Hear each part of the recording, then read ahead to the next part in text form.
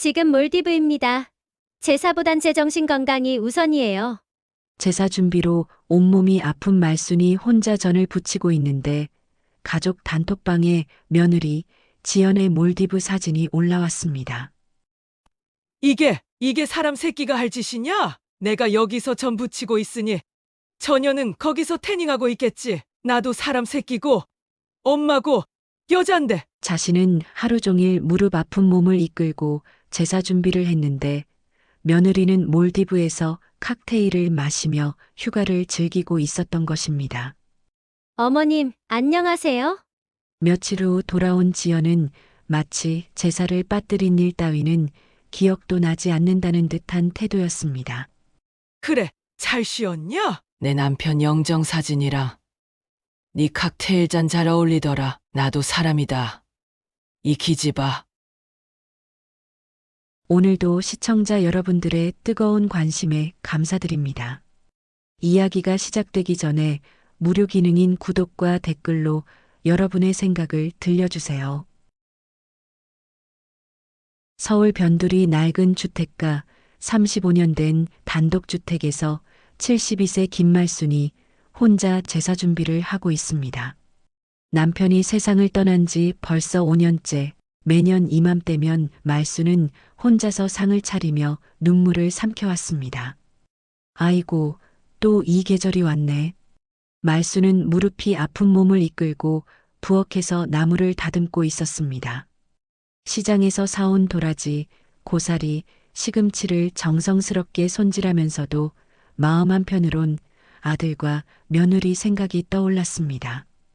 이 집은 말순이 신혼 때부터 살아온 곳입니다.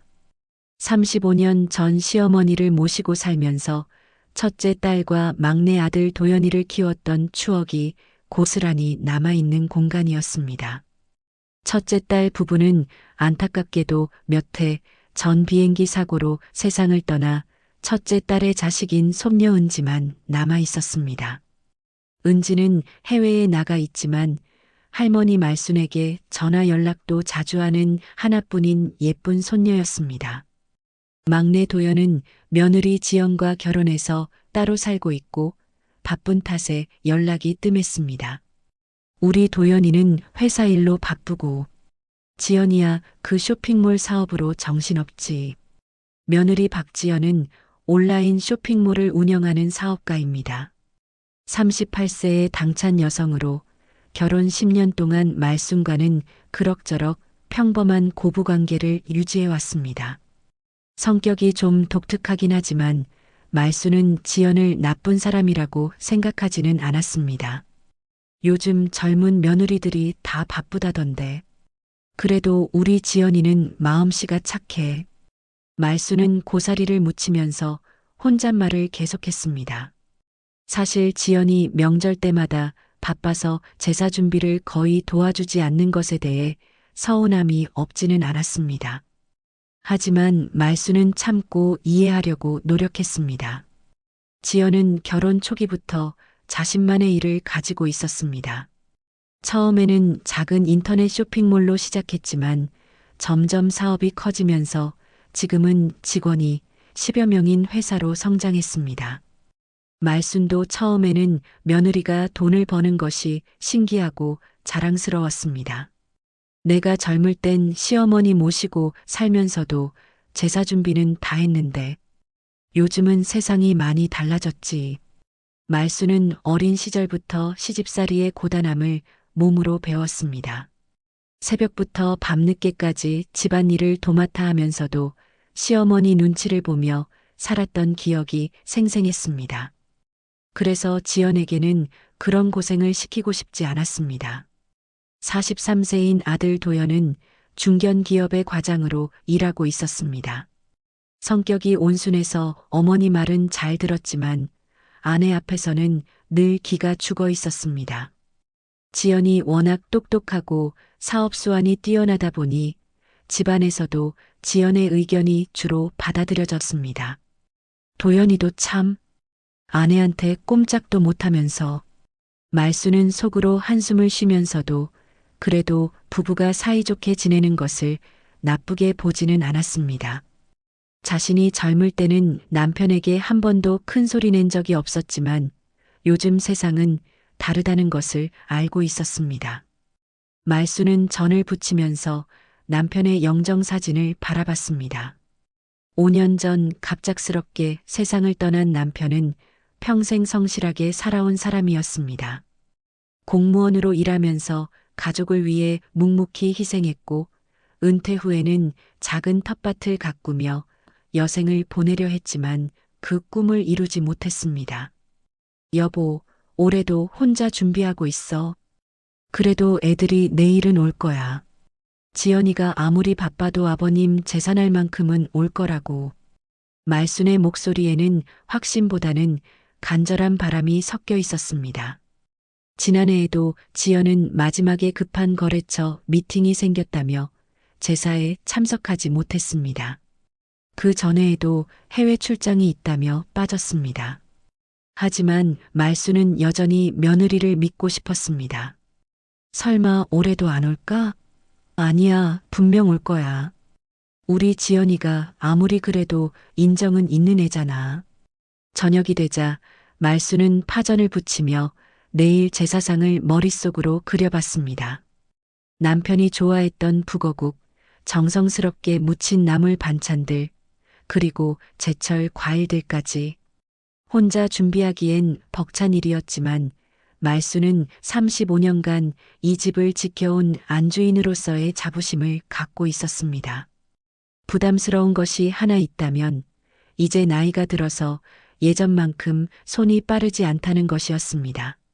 무릎도 아프고 허리도 아픈데 하루 종일 서서 요리를 하는 것이 점점 힘들어졌습니다. 내일이면 도연이랑 지연이 올 텐데 지연이도 이제 좀 알아줄 때가 됐지 않나? 말수는 이번에야말로 며느리가 제사의 의미를 이해하고 함께 정성을 다해주기를 바랐습니다. 결혼한 지 10년이 됐으니 이제는 이 집의 진짜 며느리가 되어줄 때라고 생각했습니다. 밤이 깊어가며 말수는 마지막으로 제사상을 점검했습니다. 모든 준비가 끝나자 그제야 안도의 한숨을 내쉬었습니다. 자, 이제 내일만 잘 치르면 되겠다. 여보, 내일 아들 며느리 다 와서 정성껏 모실게. 제사를 하루 앞둔 저녁 8시, 말수는 마지막 준비를 마치고 거실 소파에 앉아 잠시 쉬고 있었습니다. 온종일 서서 요리를 하느라 무릎이 쑤셨지만 내일 가족들이 모여 남편을 정성껏 모실 생각에 마음은 뿌듯했습니다. 그때 탁자 위에 놓인 휴대폰에서 카톡 알림음이 울렸습니다. 가족 단톡방 우리 가족에 새 메시지가 도착한 것이었습니다. 말수는 노안경을 쓰고 휴대폰 화면을 들여다봤습니다. 며느리 지연이 보낸 사진이 하나 올라와 있었습니다. 화면을 가득 채운 에메랄드빛 바다가 눈부시게 펼쳐져 있었고 그 앞에서 선글라스를 쓴 지연이 비키니 차림으로 칵테일 잔을 들고 환하게 웃고 있었습니다. 완벽한 몸매와 햇살에 그을린 피부, 그리고 여유로운 미소까지. 이게 뭐지? 말수는 사진을 자세히 들여다봤습니다. 분명히 해외 어딘가의 리조트 같았습니다. 그리고 사진 아래 적힌 메시지를 읽는 순간 손에서 휴대폰이 떨어질 뻔했습니다. 지금 몰디브입니다. 제사보단 제 정신 건강이 우선이에요.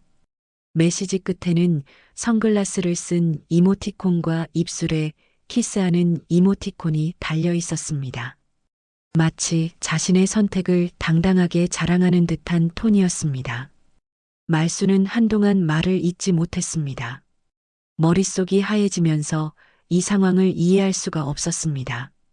제사보다 정신 건강이 우선이라니 이게 며느리가 할 말인가요? 부엌에서 마지막 설거지를 하려고 들고 있던 국자가 손에서 미끄러져 바닥으로 떨어졌습니다. 댕그랑 쇳소리와 함께 말순의 정신이 돌아왔습니다. 하지만 여전히 현실감이 없었습니다. 이게 사람 새끼가 할 짓이냐? 말순의 목소리는 떨리고 있었습니다. 분노보다는 당황스러움과 배신감이 먼저 밀려왔습니다. 35년 동안 이 집에서 시어머니 노릇을 하면서도 이런 경험은 처음이었습니다. 말수는 다시 휴대폰을 들어 사진을 봤습니다. 지연의 밝은 웃음과 여유로운 모습이 더욱 자극적으로 느껴졌습니다. 자신은 하루 종일 무릎 아픈 몸을 이끌고 제사 준비를 했는데 며느리는 몰디브에서 칵테일을 마시며 휴가를 즐기고 있었던 것입니다. 내가 여기서 전 부치고 국 끓이고 있는데 저녀는 거기서 선탠하고 칵테일 마시고 나도 사람이다. 이 기집아. 말순의 입에서 평소에 하지 않던 거친 말이 나왔습니다. 그만큼 충격이 컸던 것입니다. 휴대폰을 내려놓고 말수는 남편의 영정사진을 바라봤습니다. 단정한 정장 차림의 남편이 온화하게 미소 짓고 있는 모습이 더욱 애잔하게 느껴졌습니다. 여보, 우리 며느리가 이런 애였나? 내가 10년 동안 잘못 봤나? 말수는 그동안 지연을 감쌌던 모든 이해와 배려가 한순간에 무너지는 것을 느꼈습니다. 바쁜 일정 때문에 젊은 세대라서 요즘 며느리들이 다 그래서 그런 식으로 넘어갔던 모든 것들이 사실은 핑계였다는 생각이 들었습니다. 제사날 몰디브라. 참 대단하다 정말. 정신 건강이 우선이라고. 말수는 부엌으로 가서 떨어진 국자를 주워들었습니다. 그러면서도 머릿속으로는 계속 지연의 메시지가 맴돌았습니다. 그때 현관문이 열리며 아들 도연이 퇴근해서 들어왔습니다. 엄마, 오늘도 하루 종일 고생하셨어요. 제사 준비 어떻게 돼가나 보려고 퇴근하고 잠깐 들렀어요. 내일 제사 준비 다 끝나간다며요? 도연은 평소와 다름없는 밝은 목소리로 인사했지만 어머니의 굳은 표정을 보고 무언가 이상함을 느꼈습니다. 엄마, 왜 그래요? 무슨 일 있으세요? 얼굴이 안 좋아 보이는데. 말수는 말없이 휴대폰을 도연에게 건넸습니다. 네 마누라 단톡방 좀 봐라. 도연이 휴대폰을 받아 화면을 보는 순간 얼굴이 굳어졌습니다. 지연의 몰디브 사진과 그 아래 적힌 도발적인 메시지를 본 것입니다. 이게 뭐야? 몰디브라고? 뭐긴 뭐야? 네 마누라가 아버지 제사날 몰디브 가서 놀고 있는 거지. 제사보다 정신 건강이 우선이라면서. 도연은 당황한 채로 지연에게 전화를 걸어봤지만 국제 로밍 상태였는지 연결되지 않았습니다. 엄마, 지연이가 일 때문에 출장을 다녀온다고 하긴 했어요. 외국 간다는 얘기는 없었지만 외국을 그냥 갑자기 간 건 아닐 텐데. 몰디브 여행이 출장이냐? 그것도 네 아버지 제사날에 딱 맞춰서 몰디브 출장을 가냐? 말순의 목소리는 점점 커지고 있었습니다. 제사 당일 새벽 5시 말순은 잠을 이루지 못한 채 부엌으로 나왔습니다. 밤새 지연의 몰디브 사진이 머릿속을 떠나지 않았습니다. 선글라스를 쓰고 칵테일을 들고 웃던 그 모습이 계속 아른거렸습니다. 에메랄드빛 바다를 배경으로 한 그 도발적인 미소가 말순의 마음을 계속 후벼 팠습니다. 제사보다 정신 건강이 우선이라. 말순은 혼잣말을 하며 가스레인지에 불을 켰습니다. 오늘은 남편의 기일, 5년 전 이맘때 남편을 떠나보내고 몰디브로 여행 간 며느리 없이 제사를 치러야 하는 날이었습니다. 손가락이 떨려서 성냥을 제대로 켜기도 어려웠습니다. 여보, 우리 며느리가 이런 애였어? 내가 너무 착하게만 살았나? 말수는 북어를 우리며 남편의 영정사진을 바라봤습니다. 남편이 살아계실 때는 지연이 이렇게까지 노골적이지는 않았습니다. 시아버지 앞에서는 그래도 예의를 지켰었는데 이제는 아예 체면도 차리지 않는 것 같았습니다. 새벽부터 말수는 혼자서 모든 제사 준비를 했습니다. 북어국을 끓이고 나물을 무치고 전을 부치면서도 계속 지연의 메시지가 머릿속을 맴돌았습니다. 하나하나 정성스럽게 준비하던 음식들이 이제는 허무하게만 느껴졌습니다. 아들 도연은 어젯밤 늦게까지 지연에게 연락을 시도했지만 끝내 통화하지 못했습니다. 지연이 몰디브 여행 간 걸 알게 된 후로 말순의 표정이 밤새 좋지 않아 어머니가 걱정되었던 도연은 오랜만에 말순의 집에서 밤을 지냈습니다. 새벽 6시쯤 도연이 부엌으로 나와서 어머니의 모습을 보더니 미안한 표정을 지었습니다. 엄마, 밤새 못 주무셨어요? 지연이한테는 계속 연락이 안 돼요. 연락이 안 된다고?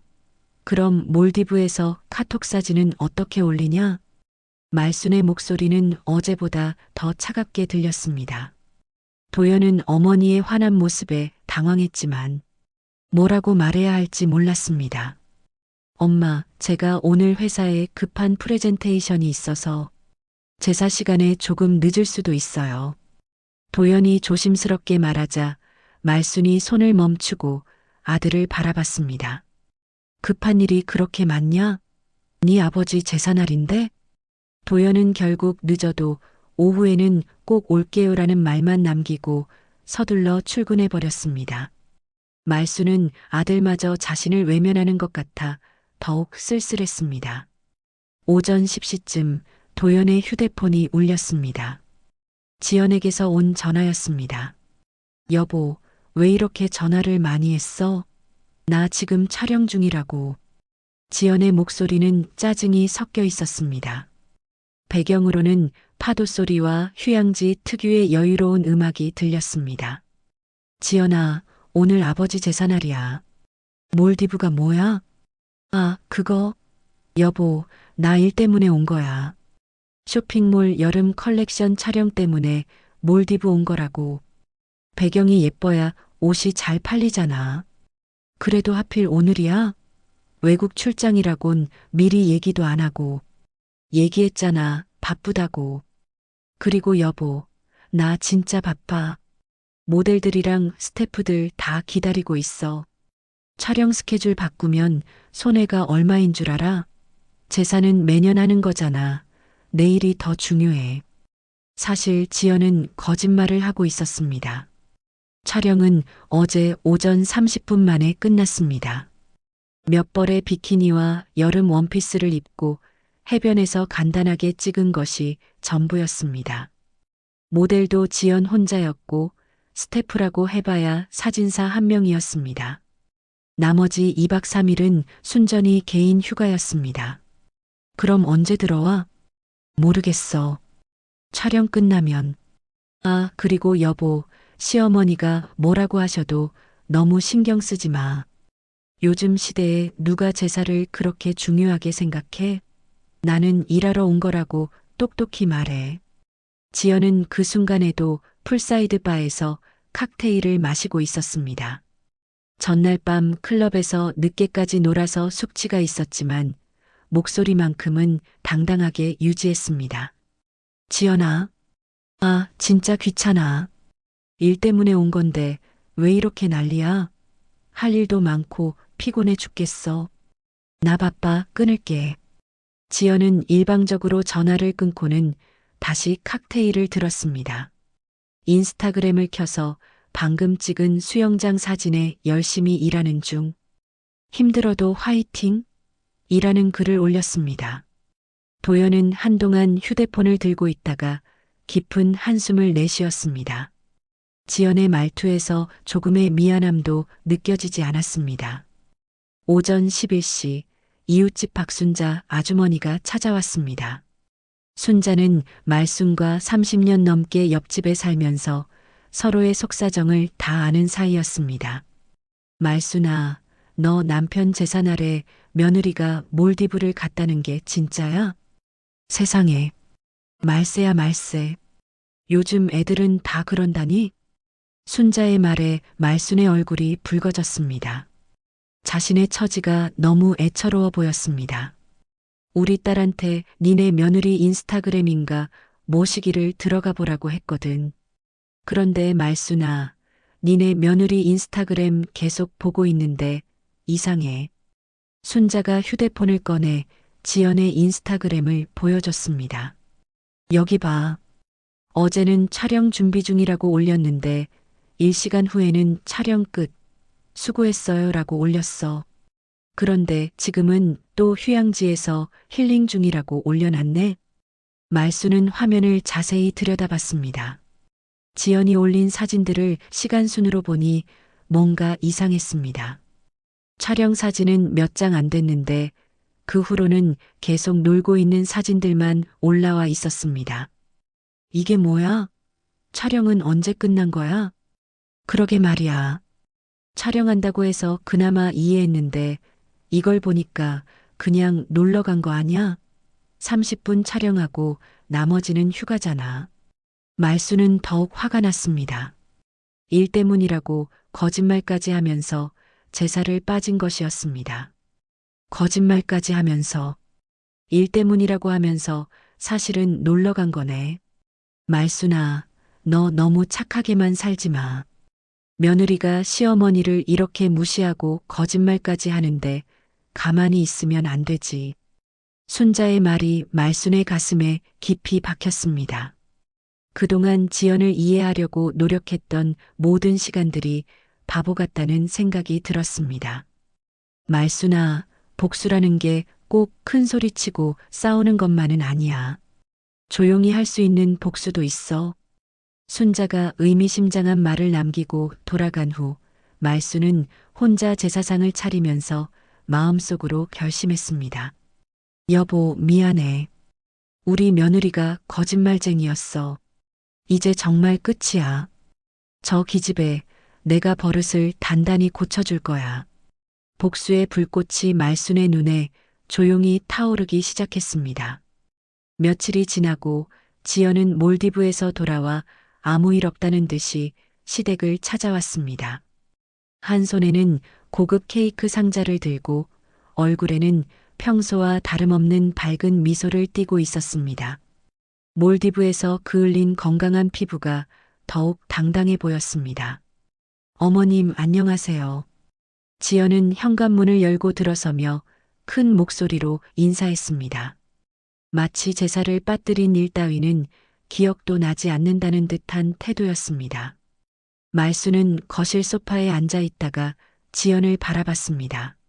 며느리의 환한 미소와 여유로운 모습을 보니 더욱 화가 치밀어 올랐지만 겉으로는 담담한 표정을 유지했습니다. 그래, 잘 쉬었냐? 내 남편 영정 사진이랑 네 칵테일 잔. 잘 어울리더라. 말순의 차가운 말에 지연의 얼굴이 순간 굳었습니다. 예상했던 반응과는 전혀 달랐습니다. 어머님, 그게 저는 일 때문에. 일 때문이라고? 30분 촬영하고 나머지는 다 놀았으면서 지연은 말문이 막혔습니다. 시어머니가 이렇게 꼼꼼히 자신의 SNS를 체크할 줄은 몰랐습니다. 평소 스마트폰도 서툴게 다루던 시어머니가 인스타그램까지 확인했다는 것이 믿어지지 않았습니다. 어머님, 제가 몰디브에서 유명한 쿠키 샀어요. 드셔보세요. 정말 맛있대요. 지연은 화제를 돌리려고 쿠키 상자를 테이블에 올려놓았습니다. 평소 같으면 이런 선물에 고마워했을 시어머니가 오늘은 왜 이렇게 차갑게 나오는지 이해할 수 없었습니다. 서운하셨어요? 정말 급하게 일정이 잡혀서 미리 말씀드리지 못해서 죄송해요. 지연의 목소리에는 진심 어린 사과보다는 형식적인 예의가 느껴졌습니다. 그녀는 여전히 자신이 한 일이 큰 잘못이라고 생각하지 않았습니다. 말수는 지연을 조용히 바라보다가 다시 입을 열었습니다. 지연아, 네가 인스타그램인가 모시기에 몰래 올리면 내가 모를 줄 알았지? 네가 올린 거 다 봤다.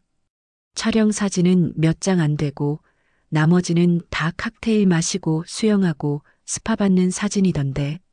어머님, 그게 무슨. 특히 제사 당일 밤에 올린 클럽 사진 말이야. 몰디브 나이트라이프 최고라고 써놨던데 그것도 일이었냐? 지연의 얼굴이 창백해졌습니다. 제사 당일 밤 클럽에서 찍은 사진까지 봤다는 것이었습니다. 그 사진에는 남자들과 함께 술을 마시며 즐거워하는 모습이 담겨 있었습니다. 어머님, 저도 사람인데 일만 할 수는 없잖아요. 촬영 끝나고 잠깐 쉰 것도 안 되나요? 지연의 목소리에 방어적인 톤이 스며들기 시작했습니다. 하지만 말수는 물러서지 않았습니다. 쉬는 건 좋지. 그런데 왜 거짓말을 했냐? 도연이한테 전화해서 모델들이랑 스태프들이 기다리고 있다고 했다면서 혼자 간 거 아니냐? 지연은 완전히 당황했습니다. 남편과의 통화 내용까지 시어머니가 알고 있다는 것이었습니다. 거짓말이 아니에요. 일 때문에 간 거 맞아요. 그냥 좀 더 머물렀을 뿐이죠. 좋다. 일이었다고 치자. 그런데 지연아, 네 시아버지 제사날이 언제인지 알고 있었지? 알고 있었어요. 그런데 어머님, 요즘 시대에 제사를 그렇게 중요하게 생각하는 사람이 어디 있어요? 젊은 사람들은 다 그런 거 안 해요. 지연의 말에 말순의 눈빛이 더욱 차가워졌습니다. 그러니까 제사가 네 놀이보다 덜 중요하다는 거냐? 그런 게 아니라 어머님께서 너무 고리타분하게 생각하시는 것 같아서요. 시대가 바뀌었잖아요. 지연은 점점 자신만의 논리를 펼치기 시작했습니다. 자신이 틀렸다고 인정하기보다는 시어머니가 시대에 뒤떨어진다고 몰아가려 했습니다. 그리고 어머님, 제가 돈 벌어서 도연 씨한테도 보탬이 되고 있잖아요. 이렇게 촬영 출장 다녀올 때마다 먹을 것도 챙겨드리고 제사 한 번 못 온다고 그렇게 서운해하실 필요 있나요? 말수는 지연의 말을 듣고 있자니 점점 어이가 없어졌습니다. 돈을 벌어다 주니까 제사를 안 와도 된다는 식으로 말하는 것이었습니다. 지연아, 돈이 그렇게 중요하냐? 중요하죠. 어머님, 제가 가끔 제 쇼핑몰 옷도 갖다 드리고 이렇게 외국에서 먹을 것도 종종 사오잖아요. 현실적으로 생각해 보세요. 제사 음식 해드리는 것보다 이런 거 드리는 게 더 도움되지 않나요? 지연의 태도는 점점 건방져졌습니다. 경제적으로 여유가 생기면서 자신감도 함께 생긴 것 같았습니다. 어머님, 그런 거 생각하면 제사 한 번 빠진 것 정도는 이해해 주세요. 말수는 그제야 며느리의 진짜 속마음을 알 것 같았습니다. 돈만 주면 뭐든지 용서받을 수 있다고 생각하는 것이었습니다. 그렇구나. 니는 돈으로 모든 걸 해결할 수 있다고 생각하는구나. 그런 게 아니라, 아, 정말 답답해요. 어머님은 왜 이렇게 융통성이 없으세요? 저 같으면 며느리가 돈 벌어다 주면 고마워할 텐데. 지연은 마침내 본색을 드러냈습니다. 시어머니를 융통성 없는 사람으로 매도하면서 자신의 잘못을 정당화하려 했습니다. 말수는 조용히 일어섰습니다. 그리고 지연이 가져온 쿠키를 바라봤습니다. 지연아, 고마워. 쿠키 잘 받을게. 말순의 갑작스러운 태도, 변화에 지연은 당황했습니다. 어머님? 이해해 주시는 거예요? 그래, 네 말이 맞다. 나도 시대에 맞게 생각을 바꿔야겠어. 말수는 미소를 지으며 말했지만 그 미소는 어딘지 서늘했습니다. 그날 밤 말수는 오랫동안 책상 앞에 앉아 있었습니다. 그리고 마침내 중요한 전화를 걸었습니다. 여보세요, 박 변호사님? 저 김말순입니다. 유 원장 말입니다. 수정하고 싶은 게 있어서요. 조만간 다시 연락드릴게요. 며칠 후 도연이 말순 집에 돌아와 평상시와 다른 분위기를 감지했습니다. 어머니는 예전처럼 지연에 대해 불평하지도 않았고 오히려 조용하고 차분한 모습이었습니다. 뭔가 달라진 것을 느낀 도연은 조심스럽게 어머니께 다가갔습니다. 엄마, 지연이랑 이야기 잘하셨어요? 응, 잘했어. 우리 며느리 말이 맞더라. 시대가 바뀌었으니까 나도 생각을 바꿔야지. 말순의 대답은 평온했지만 도연은 어머니의 눈빛에서 뭔가 다른 것을 읽었습니다. 하지만 정확히 무엇인지는 알 수 없었습니다. 그날 저녁 도연은 아내에게 어머니와의 대화가 어땠는지 물어봤습니다. 지연아, 엄마랑 이야기 잘 됐어? 엄마가 이해해 주시는 것 같던데. 응, 다행히 잘 넘어간 것 같아. 처음엔 좀 까칠하시더니 나중엔 괜찮아지시더라고. 시어머니가 생각보다 단순하신 것 같아. 지연은 웃으며 대답했지만 속으로는 시어머니의 마지막 미소가 왠지 불안했습니다. 너무 순순히 넘어가는 것 같아서 오히려 이상했습니다. 일주일이 지난 어느 날 도연은 우연히 어머니 방에서 부동산 관련 서류를 발견했습니다. 정리를 도와드리다가 보게 된 재산 목록에 도연은 눈이 휘둥그레졌습니다. 엄마 명의로 된 땅이 이렇게 많았어요? 말수는 차를 마시며 담담하게 대답했습니다. 그래, 네 아버지가 살아계실 때 조금씩 모아둔 거야. 부동산이 오를 걸 미리 아셨거든. 강남 오피스텔 2채에 종로구 상가 건물, 경기도 땅까지. 대체 왜 이제야 얘기해 주세요? 도연은 서류를 들여다보며 입을 다물지 못했습니다. 대략적으로 계산해봐도 수십억 원은 좋게 될 것 같았습니다. 평범한 공무원이었던 아버지가 이렇게 큰 재산을 남겼다는 것이 믿어지지 않았습니다. 니들한테 말해서 뭐해? 어차피 내가 죽으면 니들이 처리해야 할 일인데. 그래도 이런 건 미리 알려주셔야죠. 지연이도 알아야 하는 거 아니에요? 말수는 찻잔을 내려놓으며 의미심장한 표정을 지었습니다. 지연이? 왜 지연이가 알아야 하지? 엄마, 지연이는 며느리잖아요. 나중에 상속받을 사람이니까. 상속? 누가 지연이한테 상속해준다고 그랬냐? 도연은 어머니의 차가운 어조에 당황했습니다. 엄마, 무슨 말씀이세요? 아무 말 아니야. 그냥 재산이 있으면 사람들이 달라진다는 얘기지. 그날 밤 도연은 지연에게 어머니의 재산에 대해 털어놓았습니다. 뭐라고? 시어머니가 그렇게 많은 재산을 갖고 계셨다고? 지연의 목소리가 갑자기 흥분되었습니다. 그동안 시어머니를 그저 연금 받아 살아가는 평범한 노인으로만 생각했는데 알고 보니 엄청난 부자였던 것입니다. 응, 나도 완전히 놀랐어. 아버지가 부동산 투자를 정말 잘하셨나 봐.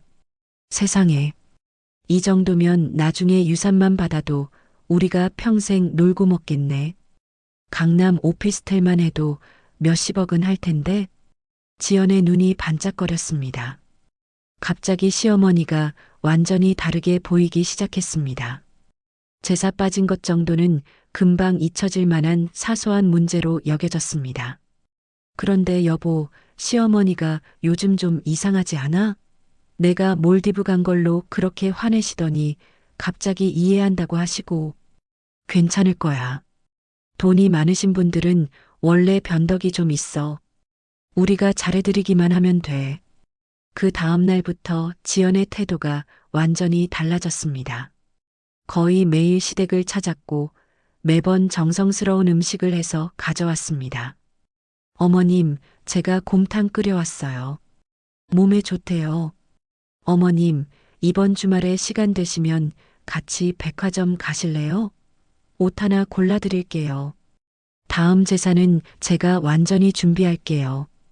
어머님, 이제 편히 쉬세요. 말수는 지연의 급작스러운 변화를 냉정하게 지켜봤습니다. 며느리의 갑작스러운 친절함이 무엇 때문인지 너무나 뻔했습니다. 돈을 알고 나서 태도가 바뀐 것이었습니다. 고마워, 지연아. 갑자기 왜 이렇게 잘해주냐?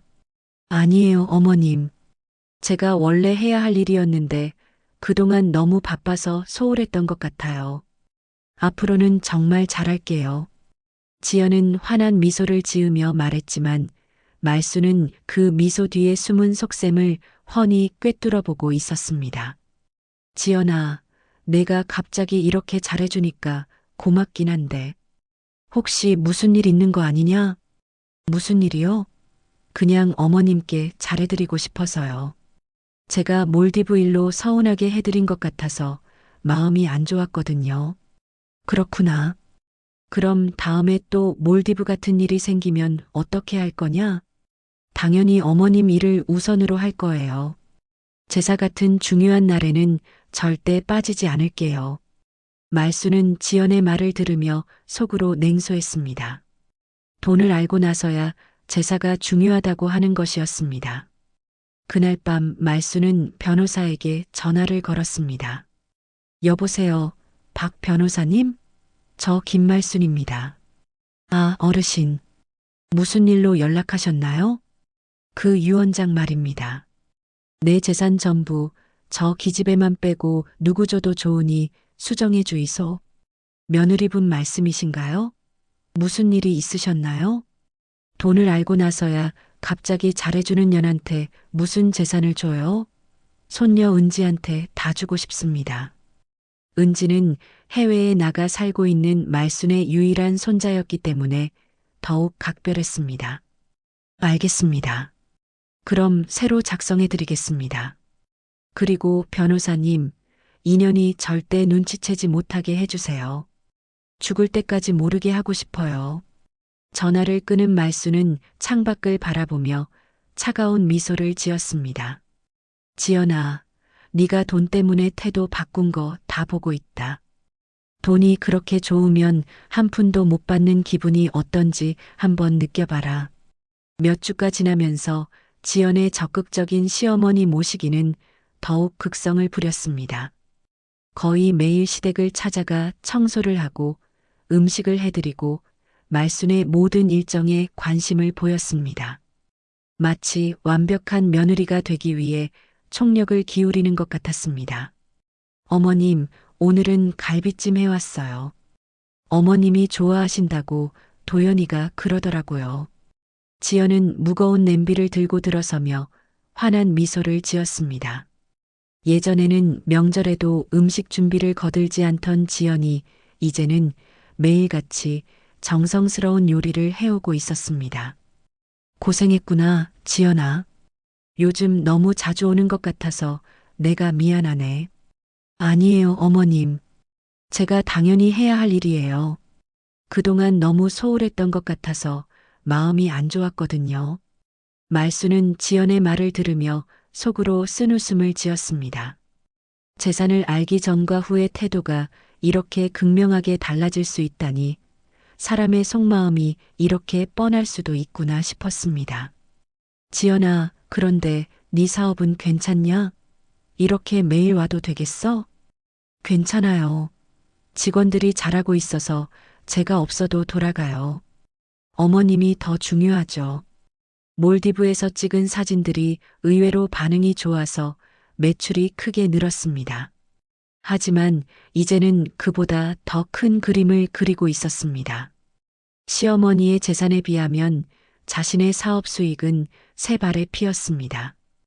어머님, 다음 주에 건강검진 받으시잖아요. 제가 모셔다 드릴게요.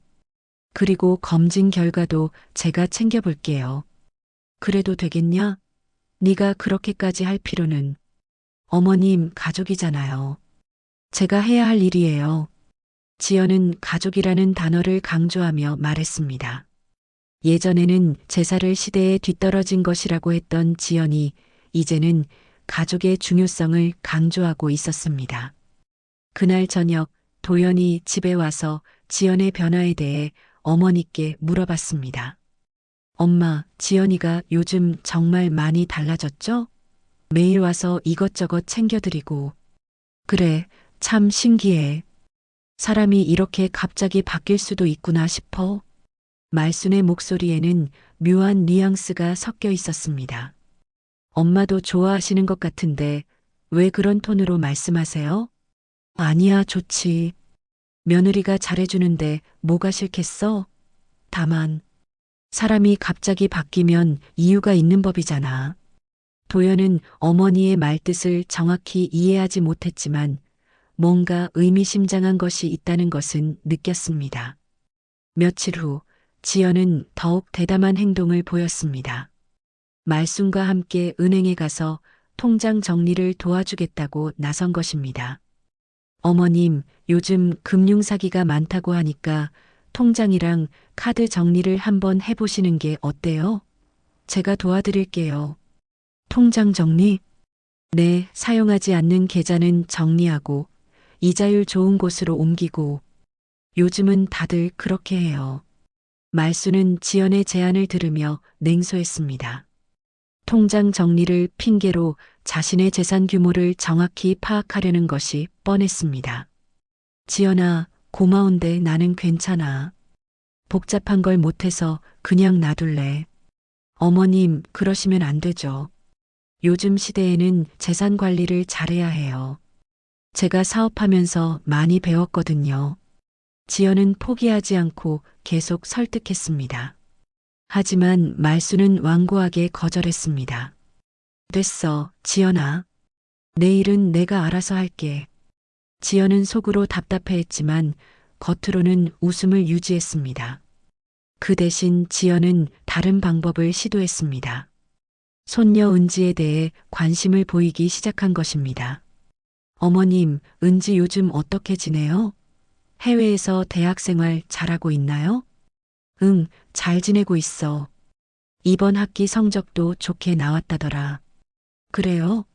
은지 정말 착하고 똑똑하죠. 저도 은지한테 잘해주고 싶은데 뭘 해주면 좋을까요? 말수는 지연이 갑자기 손녀에게 관심을 보이는 것도 의심스러웠습니다. 혹시 손녀를 통해 자신에게 접근하려는 것은 아닌지. 은지는 별로 필요한 게 없어. 공부만 열심히 하면 돼. 그래도 어머님이 아껴주시는 손녀니까 저도 잘해주고 싶어요. 명품 가방이나 옷 같은 거 사주면 어때요? 아니야, 그런 건 필요 없어. 은지는 검소하게 키워야 해. 지연은 점점 초조해졌습니다. 시어머니가 생각보다 쉽게 마음을 열지 않았기 때문입니다. 그날 밤 지연은 도연에게 불만을 토로했습니다. 여보, 시어머니가 너무 완고하신 것 같아. 내가 아무리 잘해도 마음을 안 여시는 것 같아. 엄마가 원래 신중하신 분이야. 시간이 좀 걸릴 거야. 시간이 걸린다고? 언제까지 이렇게 해야 하는 거야? 나도 사업이 있다고. 도연은 아내의 말에 뭔가 이상함을 느꼈습니다. 지연아, 너 혹시 엄마 재산 때문에 갑자기 잘해주는 거야? 뭐라고? 내가 그런 사람으로 보여? 지연은 발끈했지만 도연의 날카로운 지적에 내심 당황했습니다. 아니야, 그런 뜻이 아니라. 타이밍이 좀 이상해서. 타이밍이 이상해? 나는 원래부터 시어머니를 잘 모시고 싶었어. 그동안 바빠서 못했을 뿐이야. 한편 말수는 변호사 사무실에서 유언장 최종 검토를 마쳤습니다. 어르신, 정말 이렇게 하시겠어요? 며느리분은 완전히 제외하고 손녀분한테만? 네, 확실히 해주세요. 그리고 이 사실을 아무도 모르게 해야 해요. 알겠습니다. 봉인해서 보관하겠습니다. 사무실을 나서며 말수는 혼잣말을 했습니다.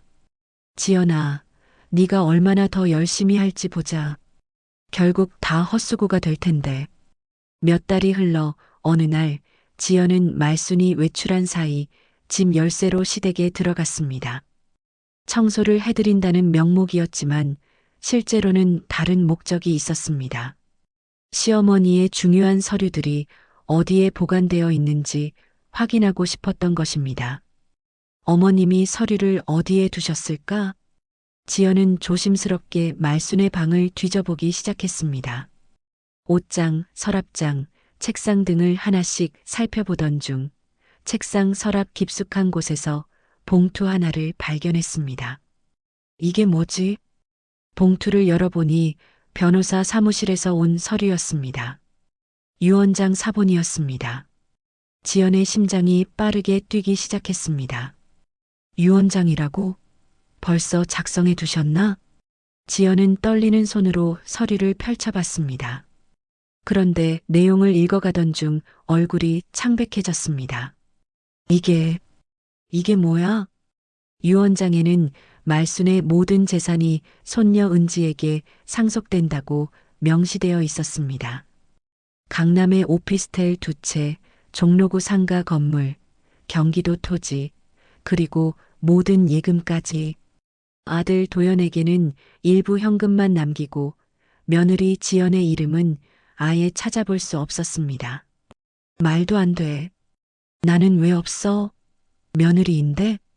지연은 서류를 다시 한번 자세히 읽어봤습니다. 하지만 결과는 같았습니다. 자신은 완전히 배제되어 있었습니다. 수십억 원에 달하는 재산이 모두 손녀에게만 가는 것이었습니다. 강남 오피스텔, 상가 건물, 모든 예금. 다 은지한테? 나한텐 한 푼도 없다고? 지연의 머릿속이 하얘졌습니다. 그동안 자신이 얼마나 열심히 시어머니를 모셨는데 결국 한 푼도 받을 수 없다는 것이었습니다. 내가 이렇게 매일 와서 음식해드리고 청소해드리고 병원 모셔다드리고 이게 뭐야? 분노가 치밀어 올랐습니다. 지연은 서류를 주먹으로 구겨쥐었다가 다시 펼쳤습니다. 혹시 자신이 잘못 본 게 아닌지 확인하고 싶었습니다. 아니야, 이건 초안일 거야. 아직 최종적으로 정한 게 아닐 거야. 하지만 서류 하단에는 말순의 서명과 도장이 선명하게 찍혀 있었습니다. 그리고 날짜를 보니 몇 주 전에 작성된 것이었습니다. 공증까지 마친 정식 유언장이었습니다. 몇 주 전이라고? 그럼 내가 잘해주기 시작한 다음에 만든 거네? 지연은 상황을 정리해 봤습니다. 자신이 재산을 알고 나서 열심히 시어머니를 모시기 시작했는데 시어머니는 오히려 그 시기에 자신을 완전히 배제한 유언장을 작성했던 것입니다. 그럼 어머님이 다 알고 계신 거야? 내가 왜 갑자기 잘해주는지. 지연은 소름이 돋았습니다. 시어머니가 자신의 속마음을 꿰뚫어 보면서도 모른 척 받아주고 있었다는 것이었습니다. 그때 현관문이 열리는 소리가 들렸습니다. 말순이 돌아온 것입니다. 지연은 황급히 서류를 원래 자리에 넣고 방에서 나왔습니다. 어머님 오셨어요? 청소 다 끝났어요. 지연은 최대한 자연스럽게 행동하려고 했지만 목소리가 떨리는 것을 숨길 수 없었습니다. 말순은 지연의 표정을 유심히 살펴봤습니다. 뭔가 다른 점이 있었습니다. 얼굴이 창백하고 눈빛이 흔들리고 있었습니다. 고생했구나, 지연아. 그런데 얼굴이 안 좋아 보이는데 괜찮냐? 아, 네. 청소하느라 좀 피곤해서요. 그래. 그럼 일찍 들어가서 쉬어라. 말순은 지연이 나간 후 자신의 방으로 갔습니다. 그리고 서랍을 확인해 봤습니다. 유언장이 든 봉투가 미묘하게 위치가 바뀌어 있었습니다. 역시나 찾아봤구나. 말순은 냉소를 지었습니다. 지연이 유언장을 봤다는 것을 확신했습니다. 그날 밤 지연은 잠을 이루지 못했습니다. 유언장의 내용이 계속 머릿속을 맴돌았습니다. 내가 뭘 잘못했다고. 제사 한 번 빠진 것 때문에 이렇게까지? 지연은 화가 나면서도 당황스러웠습니다. 어떻게 해야 시어머니의 마음을 돌릴 수 있을지 고민했습니다. 다음 날 지연은 평소보다 더 일찍 시댁을 찾았습니다. 그리고 말순에게 조심스럽게 다가갔습니다. 어머님, 제가 뭔가 잘못한 게 있나요? 잘못한 게? 왜 갑자기 그런 말을 하냐? 그냥 요즘 어머님이 저한테 좀 차갑게 대하시는 것 같아서요. 말순은 지연을 똑바로 바라봤습니다. 지연아, 나는 항상 똑같아. 네가 예민하게 생각하는 거 아니냐? 그런가요? 혹시 제가 몰디브 간 일 때문에 아직도 서운하신 건 아니죠? 지연은 조심스럽게 떠봤습니다. 하지만 말순의 반응은 예상과 달랐습니다. 몰디브? 그건 이미 지난 일이야. 니도 일 때문에 간 거라고 했잖아. 말순의 대답은 평온했지만 그 속에는 차가운 뉘앙스가 숨어 있었습니다. 어머님, 저희는 가족이잖아요. 가족끼리는 서로 이해하고 도와야 하는 거 아닌가요? 지연은 가족이라는 단어를 강조하며 말했습니다. 유언장에서 자신이 배제된 것이 너무 충격적이었기 때문입니다. 말수는 지연의 말을 듣고 미소를 지었습니다. 하지만 그 미소는 전혀 따뜻하지 않았습니다. 그래, 가족이지. 그런데 지연아, 진짜 가족이란 뭐라고 생각하냐? 그건 서로 아끼고 사랑하는 사이요. 맞다. 그런데 돈 때문에 갑자기 태도가 바뀌는 건 사랑일까? 지연의 얼굴이 순간 굳었습니다. 시어머니가 자신의 속마음을 꿰뚫어 보고 있다는 것을 깨달았습니다. 어머님, 무슨 말씀이세요? 아무 말 아니야. 그냥 하는 소리지. 하지만 지연은 더 이상 참을 수 없었습니다. 결국 본심을 드러내기 시작했습니다. 어머님, 이건 너무하신 거 아니에요? 저 이 집 며느리예요. 10년을 살았다고요.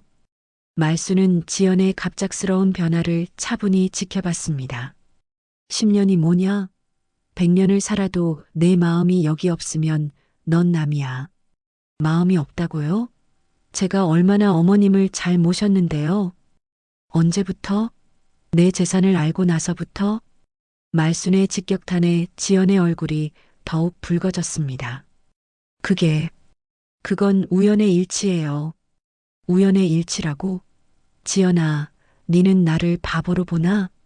말순의 목소리에 처음으로 분노가 섞였습니다. 나한텐 이제 손녀 하나밖에 없다. 걔한텐 내가 다 줄 거다. 넌 없는 사람이야. 지연은 더 이상 숨길 수 없다는 것을 깨달았습니다. 눈물이 쏟아지기 시작했습니다. 돈 때문에 그러시는 거예요. 지연은 울며 소리쳤습니다. 하지만 말순의 대답은 더욱 차가웠습니다. 아니다.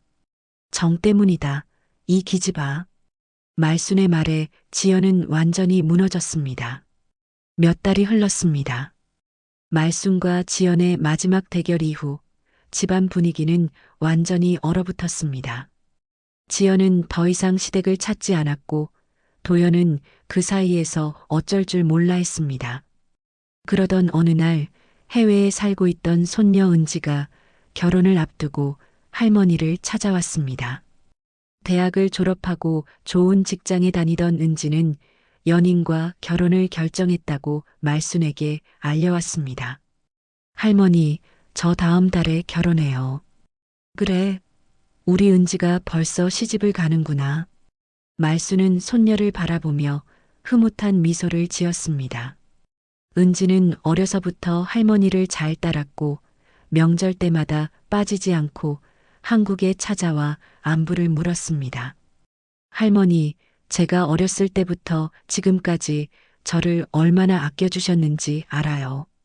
정말 감사해요. 은지야, 니는 할머니 마음을 정말 잘 아는 착한 아이야. 말수는 은지의 손을 잡으며 말했습니다. 그리고 서랍에서 작은 상자를 꺼냈습니다. 이건 네 할아버지가 나한테 주신 반지야. 결혼할 때 끼고 평생 간직했던 거지. 상자 안에는 오래된 금반지가 들어 있었습니다. 크지는 않았지만 정성스럽게 보관되어 있었습니다. 할머니, 이건 네 작은 엄마도 못 받은 거다. 넌 내 정성을 기억해 주니까 니한텐 다 주고 싶다. 은지는 할머니의 말에 눈물을 글썽였습니다. 할머니, 제가 뭘 했다고 이런 걸 주세요? 니는 할머니한테 정성을 다했어.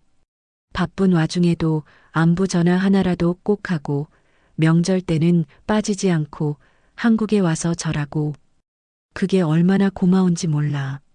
말수는 은지에게 반지를 끼워주며 계속 말했습니다.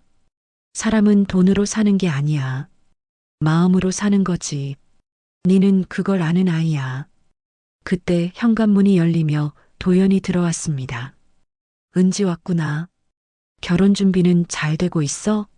네, 삼촌. 다음 달이면 결혼이에요.